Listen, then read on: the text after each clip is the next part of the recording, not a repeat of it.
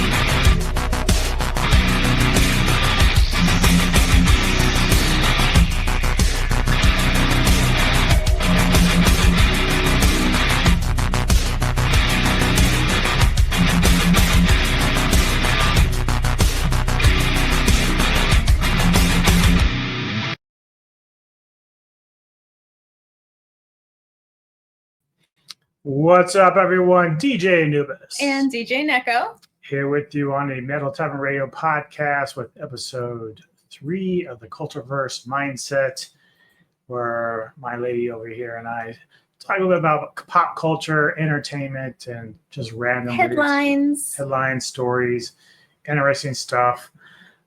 Before we get into our major topics, let's go ahead and just talk a little bit about a couple of passings this past month or so. The first being, of course, of the legendary WWE, WWF star Hulk Hogan. I grew up with this guy, despite the things that happened later in his life, as far as his personal life is concerned. But as an icon of entertainment, he is the most famous wrestler that I know of. And there's like a lot of them, but I think when people think of wrestling, they definitely think of Hogan. They do. Just, Hulkster and all that stuff, and even the movies and stuff. I used to love the NWO. Yeah. For life. Yeah, and it's kind of interesting too about that because, I went from being the good guy for so long that when he did turn heel, that was like reinventing himself. And, clearly little Neko is a fan too. Baby She's Neko. going to jump off the ropes. But she loves her mommy. Mommy just got home. But of course, the other passing, of course, and Nick and I did a tribute to Mr. Ozzy Osbourne. Legendary, yep. Also. Yep, just a great guy. If you guys want to see what we had to say about him and his legacy as an artist, go find our tribute. We'll put the link in the description. Yeah, so you guys can check it out. But he'll be sorely missed. I saw like a picture of Sharon, very upset, and obviously so. Dealing with his passing has been pretty hard, but they actually revealed that he did have that I forgot what type of Parkinson's, but he had the Parkinson's, but what actually killed him was a heart attack. Yeah. When he was, he had a heart attack in his sleep, and paramedics worked on him for like 2 hours, and but I honestly say. There was an interview right before his passing where he was like, I know I'm dying. Like he said, I there's no doubt that I'm dying. So I think he kind of, with the big concert that they had right before his passing, and he was kind of, he kind of made peace with what was going on with his health. Yeah, a lot of people said there was a lot of similarities with Lemmy Clemister from Motorhead when he pretty much performed like one night before his death. Like he kind of knew that his time was coming close to an end too. But it's really weird because it's both guys kind of just went out doing what they love doing. It wasn't like, even though we oftentimes will sit there and say, you know what, man, you should just kind of retire and hang it up and not force yourself to continue to do things that you're just not the same. Like, we talk about Robert Plant, how he just doesn't sing Zeppelin songs anymore because he can't. He just can't hit it. He doesn't want to, he wants people to remember it as it was. I mean, and even though I caught like live performance of his Ozzy's last show, like I could tell he doesn't sound the same, but a lot of that was more just for the fans to kind of say goodbye. Like that's really what that was about. And all the other bands that wanted to pay tribute musicians, to him. Yeah, so that's pretty much what that was about in terms of like him going out. It wasn't really to force him to get money or anything. It was just thank you people for being there my entire life and supporting me and whatever.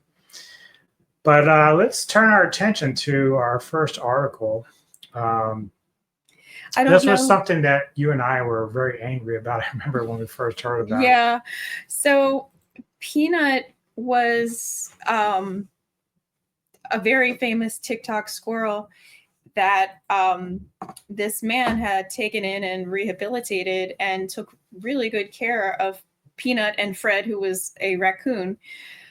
And I am not 100% sure on the details on how the animal control enforcement officers were called, but they were. And New York law states that you can't have a domesticated raccoon or domesticated squirrel. And they were taken. If I recall, I think it was a neighbor that did it. It probably was. Somebody who was jealous or somebody, because these people were on TikTok and they were influencers and they were very happy with the animals and stuff. So it garnered attention that way because people were like, oh, it's cute. It's cool what you did. Somebody probably got jealous and fucking called it in. And that's low ball bullshit. Like, well, they were domesticated wild animals, basically. Like they couldn't be released into the wild. And they were kept in a private home. So they were not out causing a disturbance or anything. But after the animal control officers came, they euthanized Peanut and Fred under a assumption that they had rabies. Yep. Without checking. Without checking. And I think they said that, and I don't know how true this is, but you can't check to see if an animal has rabies until it's actually dead, was what the excuse was. I don't know if that's true. And that was the other thing too, is that, there was no report of them biting anybody. Mm-hmm. So the fact that even though these were pets and maybe illegally so, there really was no reason to euthanize them. Something really weird about that entire fucking thing just rubs me the wrong way. And now we have the owners suing the state of New York for $10 million. I don't know if they have a chance of winning this. I'm hoping they do. New York is a shit show of a place. It just is. It's a very terrible state. I don't care what anybody says. It's horrible. Just from everything from their government officials to shit like this. It's just a disgusting fucking place. Scroll down so we can see how cute Peanut looks. Yeah. And, I hope they can win this because everything that was done was just done so nastily and fucked up. So the lawsuit alleges that the seizure and killing of Peanut and Fred were not only a violation of New York's wildlife laws, but also an infringement of the owner's 4th and 14th Amendment rights. Whether such laws even apply is debatable. The plaintiffs maintain neither Peanut nor Fred were wild animals under the law, true, but rather companion animals. If successful, the case could set a precedent of how far a state agencies can go in enforcing wildlife regulations.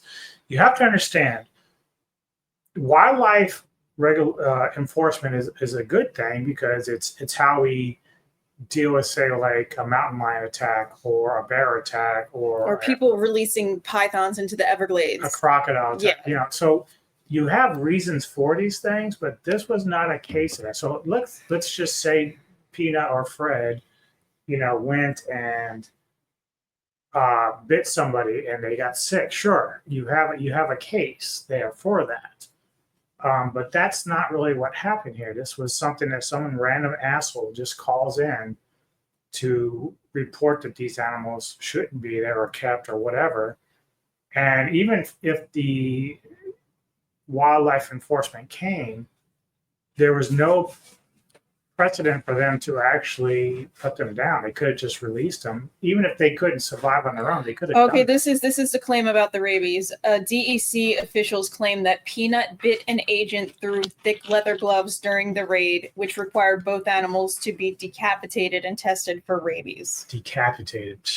And I don't know. Although the state later admitted the rabies tests were both negative, it has never apologized nor returned the bodies of either animal.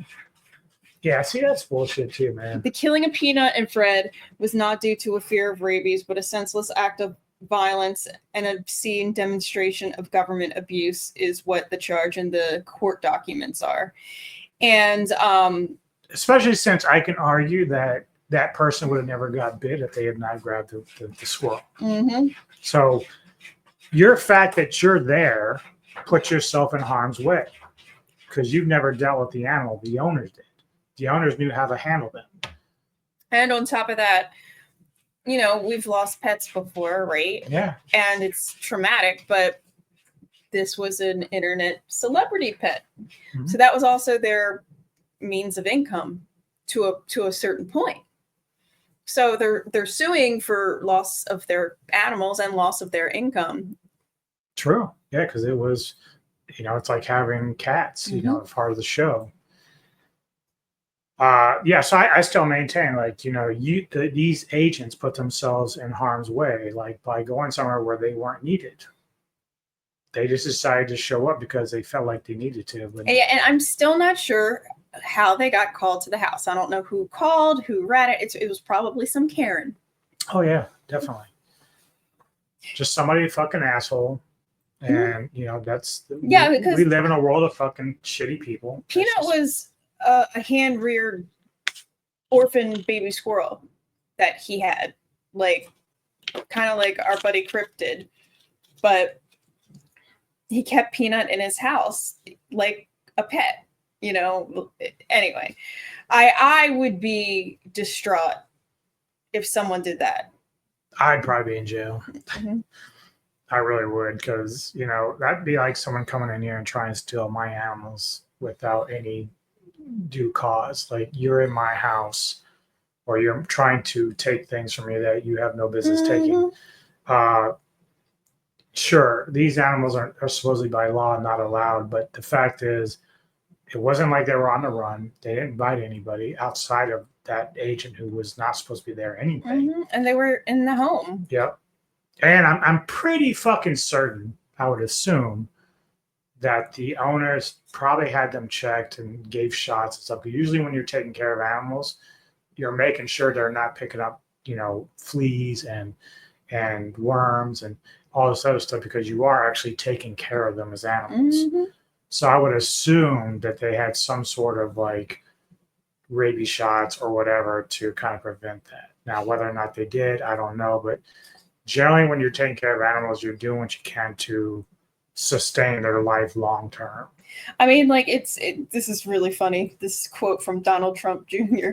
Justice for Peanut. Our government will let in 16,000 rapists. They will let in 13,000 murderers. They will let in 600,000 crimes across our border. But if someone has a pet squirrel without a permit, they'll go in and kill the squirrel. Right. So yeah. I don't know. I have such a soft heart for animals, and I know. Fucking Musk. Government overreach, kidnapped an orphan squirrel and executed them. That's pretty much true. Oh my goodness. So I'm really sad about this, and that's why I wanted to kind of bring it up, because I don't know how many of our people have ever heard about Peanut, because I didn't really follow him on TikTok or Instagram or anything until the post blew up, probably went, platinum viral when the owner was talking about how Peanut was seized and he's dead now. And it just kind of came up on one of my For You reels one day.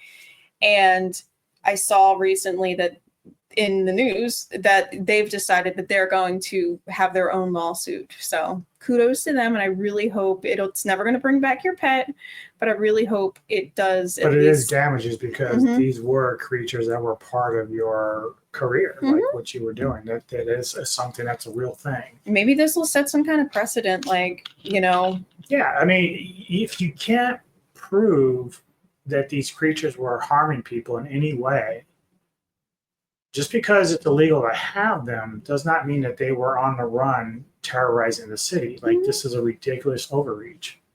I agree. I 100% agree. And the other thing that I really take issue with is if you can't even tell if they have rabies or not until you kill them, then maybe don't kill them first, because again, unless I know the agent got bit, but the agent wouldn't have got bit if he wasn't there. So there was no reason for an agent to even be there to take anything. It's like somebody coming into your house and they don't belong there, but then your dog bites them. Like, you don't belong there. You don't have the right to put down my dog because you stepped in somewhere where you didn't belong. And so this was a massive overreach. So I hope the laws do change on this, because this is fucked up. Even beyond the whole, whether or not there's stars on the internet. Again, if I have animals, let's say I have something that isn't supposed to be here, you don't have to come here, because if my critters have not done any harm to anybody, then you have no business being here. None. I hear that. I agree. If anybody came in here trying to take my babies, they'd get a fucking drop kick. Yeah. No doubt about it. All right. So the second thing that we're going to talk about tonight is the 4 TV show theme songs that became #1 hits. And I didn't look at this at all outside of just the title. So what made you want to kind of run down this one? Because just like this opening paragraph says, you don't really think of a theme song as a song. Right. You know what I mean? And most theme songs are kind of jingles. Which reminds me of Demolition Man, when every song was a jingle. They didn't have real music. Yeah. Like the jingle. So, hot dogs and the hot dogs. But, there's a couple of, I'll give you an example that I don't believe is on this list, but the Gilmore Girls theme song is an actual song by Carole King. And Carole King, she was in Gilmore Girls, and she's a singer. She's a very famous singer-songwriter from the 60s, 70s. And that song, Where You Lead, is her song. But in the opening of Gilmore Girls, it's not just Carole King singing it, but she's singing it with her daughter. And they changed the lyrics around a little bit because the song itself is about where you lead. It's supposed to be about it goes where you lead, I will follow, but it was about a man. Well, Gilmore Girls is about a mother and daughter's relationship. So Carole King and her daughter sang the song together, changed the lyrics a little bit so it sounds like you're singing about Lorelai and Rory. Anyway, that was a song that they used. These are theme songs that were written for the shows that turned into #1 hits. Yeah. So that's what I thought was fun about them. And actually, there was one that I saw just by accident. So I kind of remember at the time that it was a #1 song, which was so funny. Because, let's go ahead and get to it. So the first one that pops up on the list is Miami Vice, Jan Hammer. So I remember this. I do specifically remember this being on the stations. And I'm like, even though there's no singing, it's just instrumental, but it was so popular that people were digging this particular song. And so it says it's not often that instrumental tops the Billboard Top 100. However, the Miami Vice theme song did just that. The Oh So 80s theme song managed to soar all the way to #1 without having a single lyric. While it certainly speaks to the testament of the show it was made for, it also highlights the power of the well-made melody. It's proof that you don't need a strong chorus to make something a hit. Very true. Play a little, see if it'll give us a little taste of it before we get. I wonder if we'll get in trouble. Well, yeah. So I mean, obviously, if just to let people know, if it doesn't play because of the YouTube stuff, you'll know why. But we'll try a little bit of it.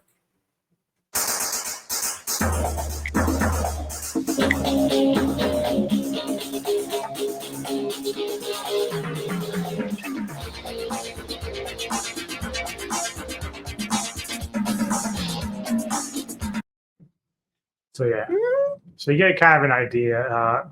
Big time hit on TV at the time with Don Johnson. I forget the name of the Tubbs, but the actor. But you know, it was such a big hit for, and I used to watch it religiously during that time. I can picture Scotty watching Miami Vice. Yeah, in fact, it was my junior year. I modeled my look after Don Johnson, so I was one of those kids. Oh, I think I have a picture. You probably do. Oh. Let's see. I'll be there for you, the Rembrandts. Oh, that is the Friends name. Given the continued popularity of Friends, it's no surprise that the accompanying theme song charted as well.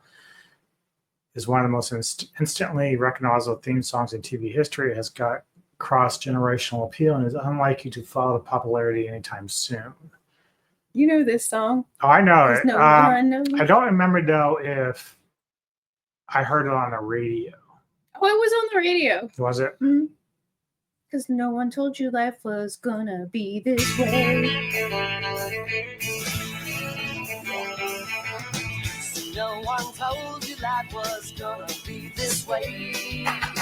Your job's a joke, you broke, your love life's the old way. I know you liked some Friends too.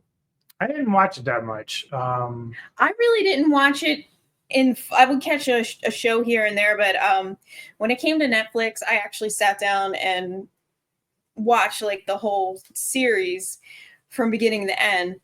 I did not hate it, but there was other, and it might be just because I didn't watch it while it was going on, and because it was like this huge cultural phenomenon. Like everybody was watching Friends, and I was just kind of like, it's funny. But there are some episodes that are. We were doing the pivot. We were doing that today at work. I remember you talking about it all the time. In fact, I think you have like a magnet. I do. It has Ross, and he's holding the couch. He's going pivot.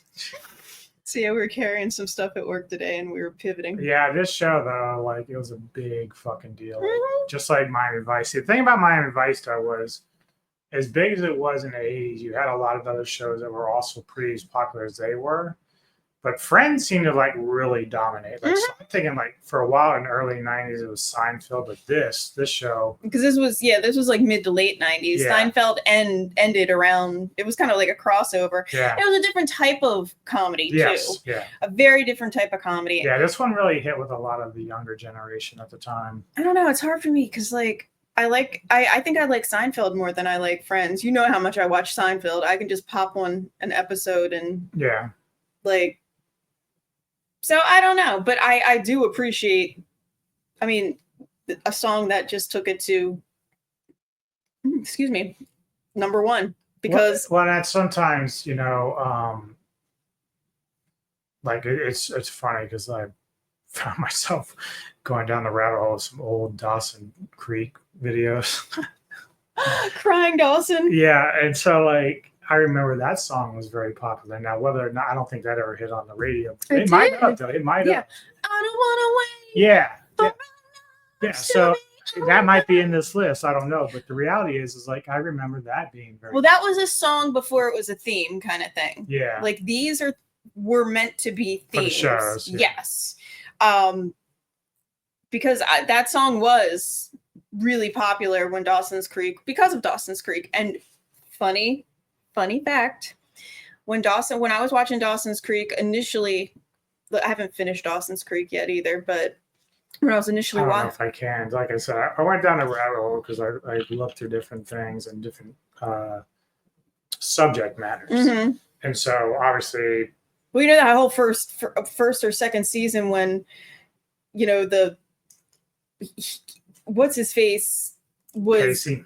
was underage and sleeping with the teacher, like Dawson's mom was having an affair. mhm. And then I learned that Joey was eventually with Pacey, and it's just it's crazy. But that's a drama that these shows bring. And So what I was saying though is that song, I Don't Want to Wait for Our Lives to Be Over, for whatever reason, Netflix did not get the licensing for that song.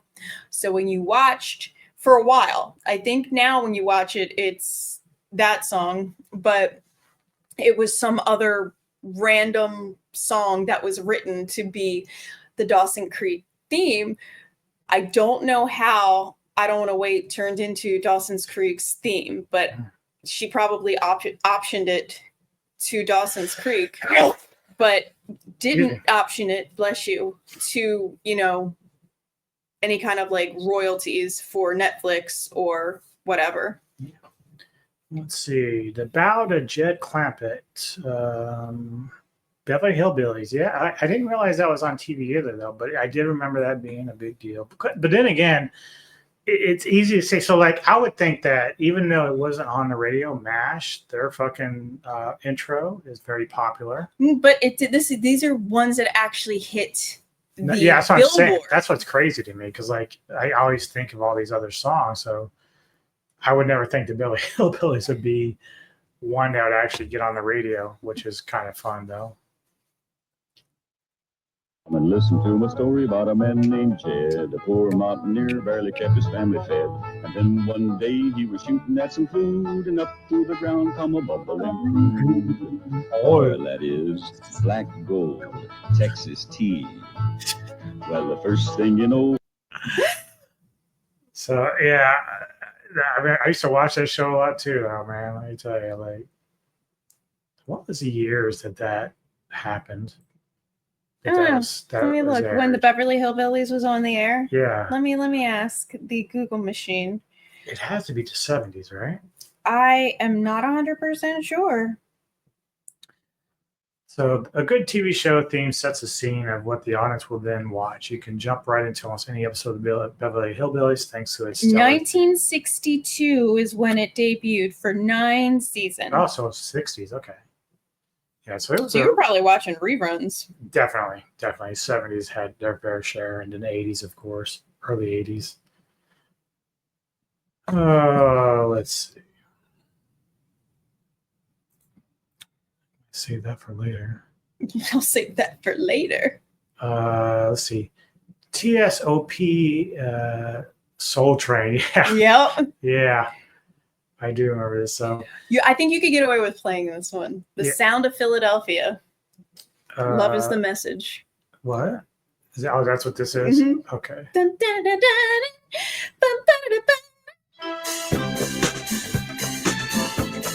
Yeah. and you know every disco Friday and Saturday night.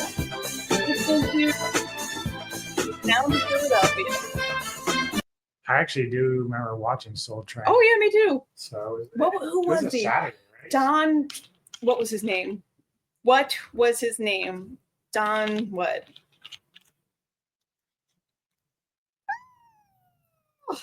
The Soul. Don Cornelius. There we go. The Soul Train. So those made the top, but again, like, now granted, they said those were made for the shows. Mm-hmm. So like Dawson's was something that already existed. Yeah, it already existed. But it was still a big hit on the radio. Mm-hmm. Just like I said, like the one for Gilmore Girls, it was a song that existed already in the 70s, and then they repackaged it for the 90s for Gilmore Girls. There's lots of other theme songs, like you were saying, like MASH, but it did not become like popular. Right. It didn't hit any kind of chart-topping #1 of anything. Mm-hmm. But there are some. I'm trying to think of some other theme songs like Knight Rider. Dun, dun, dun, dun, dun. That is one of the most sampled intros, like television theme intros. You're nice. One man. One man. We used to Dun, dun, mock dun, that all dun, the dun, time. dun, dun, dun. I don't know. We get on these jags every now and then. We're like, we're gonna watch every Knight Rider. Yeah. We haven't done it, but we started it. Like, we were excited when Netflix brought the series on there. We were like, yeah. Dun, dun, dun, dun, dun, And hats off to David Hasselhoff, man. I mean, not only is he a big deal in Japan, but to do Germany. Knight Rider, and then do Baywatch, like he really killed it. And he's very big in Germany, and he has done Broadway. He has his own band. I mean, good for him. So if you're not in the know about remakes, reboots, they recently rebooted The Naked Gun, which initially Leslie Nielsen had done. Is that his name? Leslie Nielsen, yeah. He had done those original ones in the 80s. But recently they rebooted it with Liam Neeson. Which I think it's on purpose. Maybe. Leslie Nielsen, Liam Neeson. Yeah, it's a play on words. I have not seen it, so I don't know if it's good or bad. So I haven't either, but I've seen like a couple of clips, and I really hope. Did they use the same like type of humor? Yes, it's very farcical. Okay. But the problem is, this is 2025, and when you think of like that's what I mean, the like, farcical that happened back in the 80s. Nice Beaver. Yeah. Yeah. It's so. There's the clip that I saw is I guess they're all sons of former Naked Gun, so he's supposed to be the son of Frank Drebin. Okay. So he goes in there and he's like crying, and he's like in front of it. They're all like kneeling, crying in front of their pictures, and it's all Dad, and the other all Dad, and then there's O.J. Simpson. Oh my. The guy who's the like son of OJ is like, no. Oh, God. That's good. So I think it has Breaking a the fourth chance. wall. Yeah, I think it has a chance because he was Nordberg, wasn't he? In Yes, The yes. Naked Gun, and he was great as Nordberg. So like it says, Lieutenant or Nordberg, and the guy who's supposed to be his son's just like, no. So anyway, I learned very recently that one of his co-stars, the lovely Pamela Anderson, is now dating him. So they went from this movie to being a nice little romance, and one of the taglines says, "It's clear they're smitten." Gotta hand it to the guy, man. Like, it's kind of interesting because he seems so much more conservative than she was, like growing up. I mean, obviously she's a little bit more laid back now than she was in her, crazy. Yeah, I don't think she's doing Playboy and No. any No, release I think sex tapes she's recently. settled down now, yeah. So she's settled down a little bit, but so suddenly the couple they are dating, according to people are everywhere, appearing on podcasts and flirting heavily for the cameras. They even appeared on the red carpet together with their respective sons. Now, granted, I think you and I talked that Liam had lost his wife probably 2 or 3 years ago. It's been quite a while. Has it been a while? Yeah. So I think like 10 years And I ago. remember it just being a very sad thing for him because it was really tough for him to deal with at the time. So I'm kind of happy for him that he can refine love. It's not saying they're married or anything, but at least he's dating, getting out there. So it's not surprising that the big move Neeson just made is getting attention. He called the apartment home with his wife, Natasha Richardson, and their 2 sons before Richardson died after a tragic fall on a ski vacation. So that was it. So let's see. It's not clear why the actor decided to put the home on the market. That's old. I don't want to read all that. Blah blah blah Yeah, blah. like let's blah. just get to the good stuff. I did learn also he dated Helen Mirren. So this was during the Excalibur filming, and I thought that was cool. Like, Helen Mirren's a treasure. And, She's beautiful. yeah, and she's fucking hot in that film so much. Lucky him. But he did date Julia Roberts. He's been all over the place, man. You're a little hoe, my friend. Even fucking Brooke Shields. Mm-hmm. I remember Natasha Richardson. She was great too. Yeah, she died in 2009. That's Dude, it. That was his wife. Young, very young. Yeah. Crazy. She's the same one that was in Sleepy Hollow, right? She played the evil sister, if I remember. I don't know. Pretty sure. So they don't even talk too much more about their relationship, unfortunately. But good for them. I was just surprised. It was not one of those matches you see coming, really. I wonder if there's any new scoop. But I have, obviously, when they're interviewed about the movie and stuff, so I'm sure they're probably addressing some of the stuff together. The Naked Gun director on stars Liam Neeson and Pamela Anderson on being dirty little flirts on press tour. Here's this picture of her kissing him. Aw. Oh.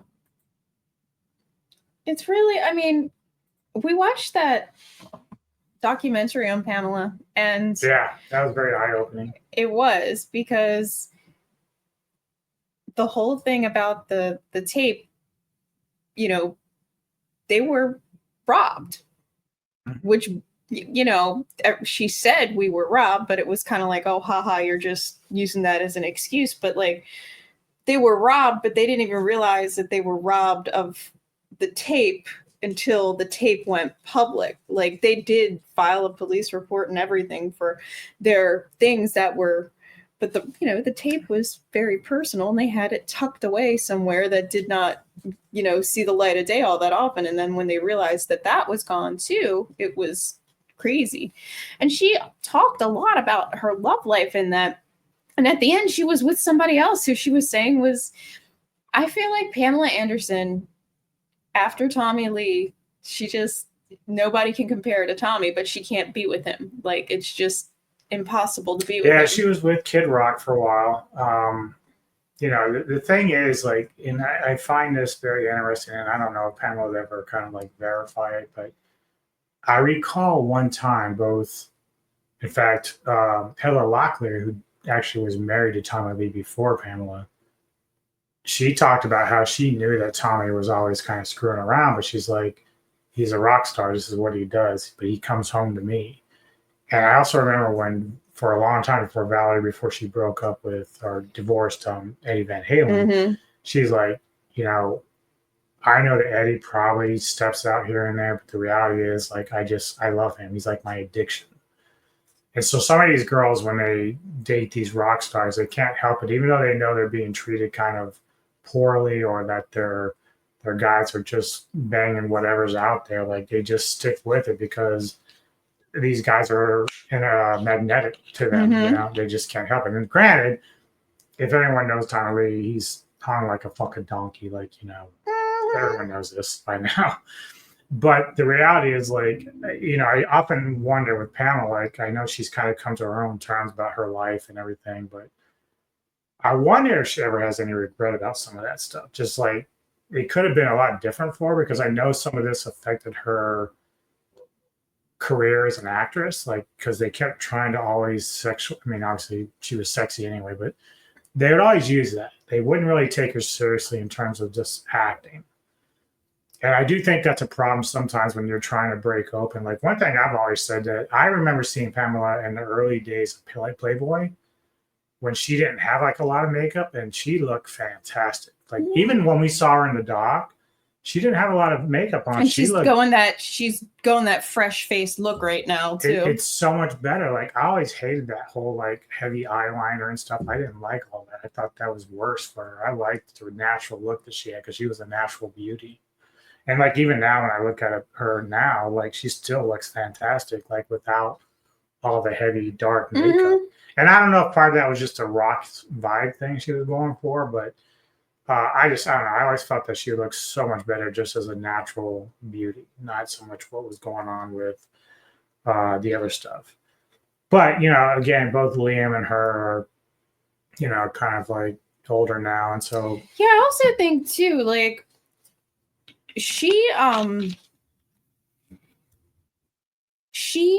like you were saying, they were putting her in like crappy movies like Barbed Wire and Raw Justice. I'm looking at and they were doing it because like she's Pamela Anderson, right? Let's get her in something skimpy. Let's give her something crappy. But like from what I remember, she had kept these wonderful journals her entire life. She got to be on Broadway being Roxy Hart, remember, at the towards the end of that.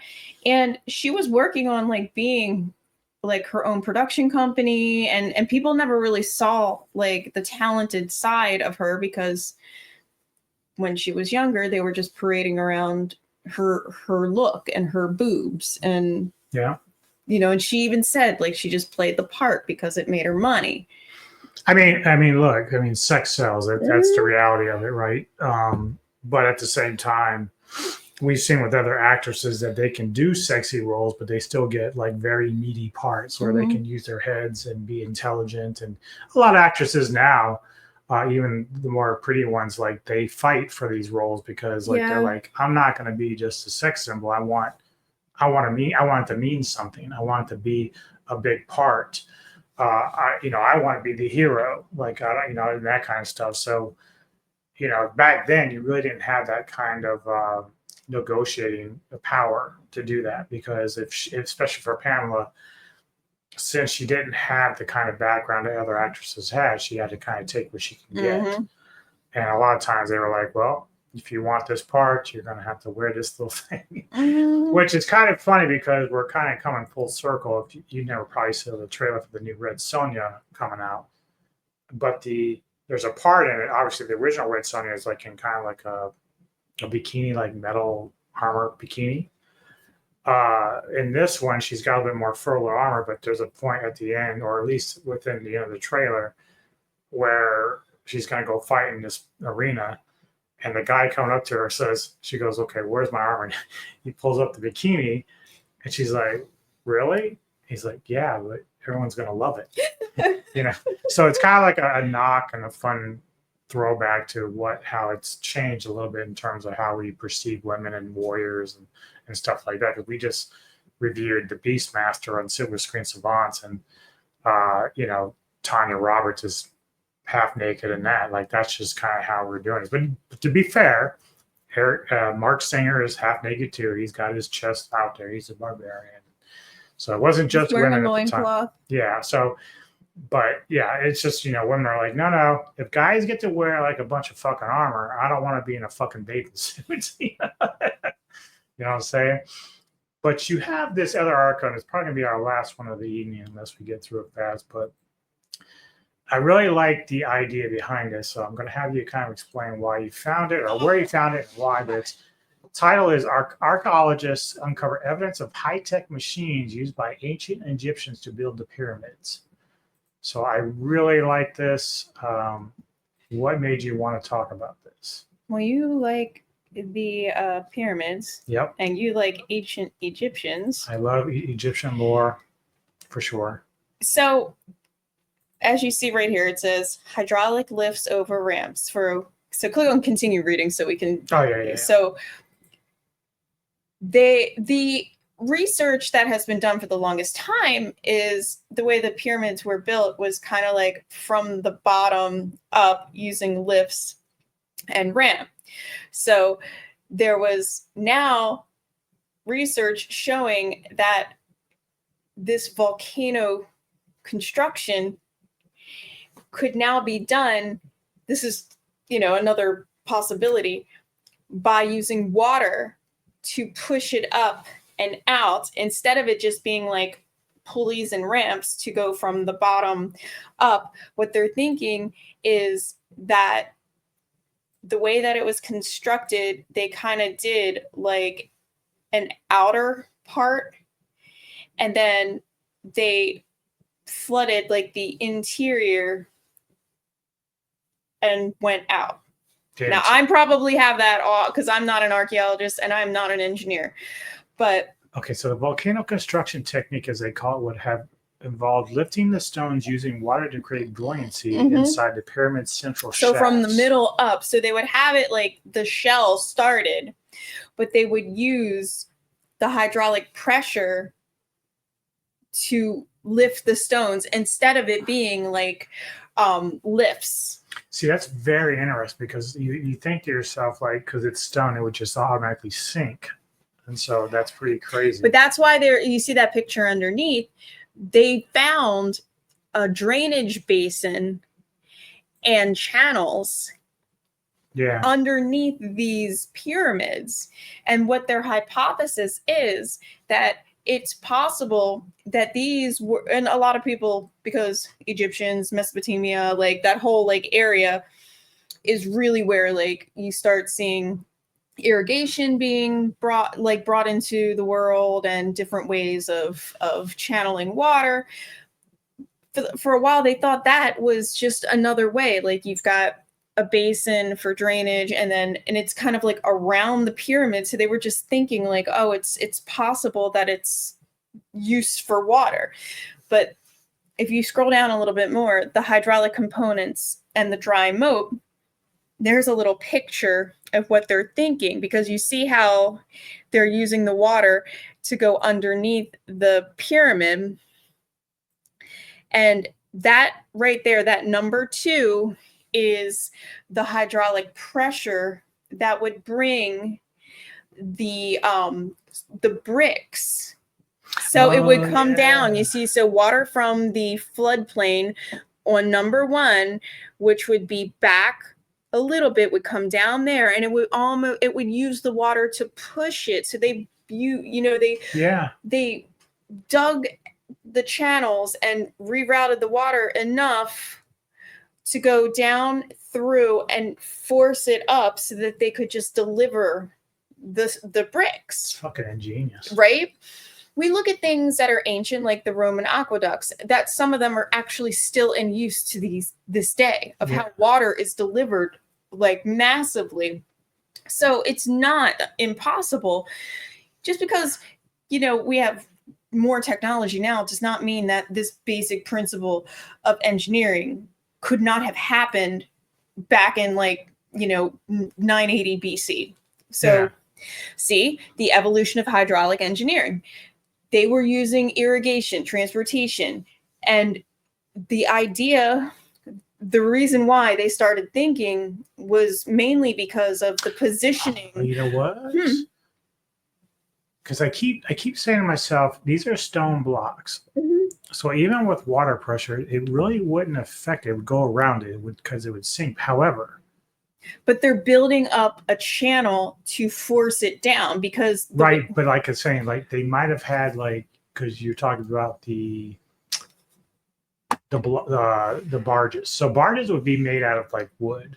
So if you put a small, let's say you're if you think about a shark cage, right? In the bottom, you're standing on the bottom. If you have a bottom that's made of wood, that floats. And if you put a stone on top of that with the pressure of the water, that would certainly raise it. Well, what they're saying too, though, is remember I was telling you it was a hydraulic lift system, which if you go back to the other picture, that's what a hydraulic lift system is. Yeah. So it's not even using the barges. They're using gravity. They're using the way that see how they have a dam to dam off the water. They're using the trench. So it's all very well calculated so that you can have water that forces in here. And there's another opening and closing system. And they just see right there, it says pipe discovered by and pipes. So these pipes were just discovered and they're underneath the pyramids and they feed into the pyramids to go up. And what they're saying is there's no other reason for these pipes because, it's not like you lived in the pyramids. The whole purpose. So does this change like aliens built the pyramids? That like I was gonna laugh like I'm not saying it's aliens, but it's not aliens. We know it's not aliens. But so you remember the older teachings of how they thought that they put these pyramids together? That's what I'm saying is they never discovered this before. So they thought it was all pulley systems. They thought it was all pulley systems, which it's not unheard of because these are step pyramids. They might have done a little bit of both, but yeah, this changes the way. This is like a very ingenious way to like handle this. Like this is very cool, especially for the time period. That just shows you the marvel of human nature that we can create these things. Because that's really cool. And the hydraulic lift theory is just another theory. They're saying like these pipes have no other purpose because there's no need to put water into a pyramid. Right. Yeah, right. So it's just a theory. These pipes could have gone to other places. It's thousands and thousands of years later, so things have deteriorated. But what makes it interesting is that little drawing that we saw before, which is showing the pipes that were newly discovered. We knew that they were using dams for irrigation and that they were, collecting fresh water and diverting other water and having a basin for like used water. But when they see that they could divert it and have other ways to use it as hydraulic pressure into the pyramid and then, close off one, it's just a very interesting theory because, again, that's why I like right here is this. If the hydraulic lift system theory holds up, it could reshape the historical understanding of the pyramid construction and possibly explain some of the architectural anomalies within the step pyramid complex. Yeah. Definitely this would change how we actually thought they were putting them together because we always thought it was more of bottom to top. Yeah, we always thought it was very tough. That's all you could do, because you could only start with the base and then go bottom to top, bottom to top, bottom to top, bottom to top. And it was, but now what you saw that picture, it doesn't necessarily mean bottom to top. It means they might have been more efficient than we think. Very much so. Yeah.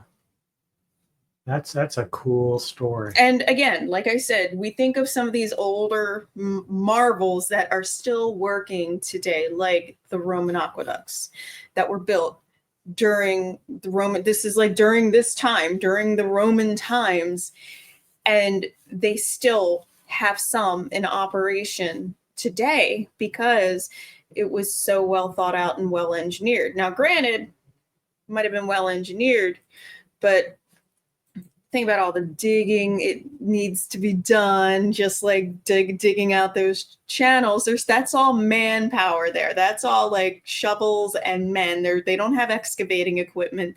They don't have pre-made pipes. They're making clay pipes. They're using, so everything's being done by hand, but it's still, they were able to engineer and figure out, we can do this if we have like the right amount of force, etc. Yeah.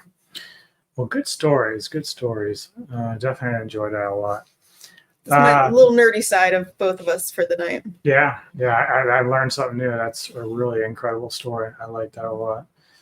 So coming up this week on the Middle Time Radio podcast, obviously Ghouls at Midnight. We're going to be doing our shows, our reviews a little bit later in the evening because I've got stuff to do during the day on Tuesday and Wednesday. So not like a whole lot to really get at, but Ghouls at Midnight, my pick this week is a movie called Venus from 2024. Mm-hmm. And then Mr. Tony has picked the original movie Tales from the Crypt as his pick. So we'll be reviewing those. I will try to do a species spotlight on Thursday for my feather-legged baboon tarantula. I think you need to do definitely do a species spotlight this week. Friday, I think I'm going to try to get with Neko in the evening to do a global unscripted because there's a couple of things I'd like to talk about. They're a little bit older. One of the things is the yogurt shop murders. Well, no, actually the Amy Bradley story. Well, I got to finish episode 2 because I fell asleep last night. So I'll do that after this. But Saturday, during the day, I'll be at Repticon. During the day, I'll be at the Atlantic Lakes Luau party. Luau. I'm taking my mommy so that she can socialize. There's going to be food trucks. There's going to be music. There's going to be fun had by all. Then later in the evening, I'll be on Kevin Lambert's Entertainment Headquarters. We are going to review and talk about the Lethal Weapon franchise. So the movies, Lethal Weapon 1 through 4. I'm too old for this shit. And then in the evening, 8 o'clock Eastern, for So Screen Savants, I'll be with Alvin and Mr. Tony the Dead as we review Jeepers Creepers. And then that will close out this week. I'm going to keep it kind of light just because, I do have some things I got to do the next couple of days. So I got to make sure to be able to take care of that as well as get the movies in I got to watch. So next week, I'll just update everybody what's going on then. But again, as always, thank you all for joining us. And please like and comment or like and subscribe. And comment. And comment if you have anything to say about these topics. What do you think about the cool Egyptian stuff that we just discovered? Right. What do you think about Liam and Pamela? Do you think they're going to do any sex videos? Oh my God, I hope there is. It'd be great if they would have done the fucking movie. Like, that would have been funny. If Pamela can, like, laugh at herself, I'm sure she can. But, so just let us know your thoughts on the topics this week. And we'll try to do another one towards the end of the month. We try to do it once a month. We were kind of late on this one, just things kind of didn't work out the last time, but I got plenty of topics, so I mean she constantly finds stuff, so I've been putting her to work. She's getting all the I've been topics. wanting to talk about so many things, and I only got to talk about 4 things. Yeah, but that's, you can see when we get rolling and we start talking, it takes a little while, but I like the discussions and really enjoy this. And again, rest in peace, Hogan and Ozzy. Thank you for everything you contributed to the entertainment industry. I'm not worried about too much about your personal lives. I know that's no one's perfect. So either way, thank you guys for the entertainment you provided. And we'll see you next time on the Military Radio Podcast.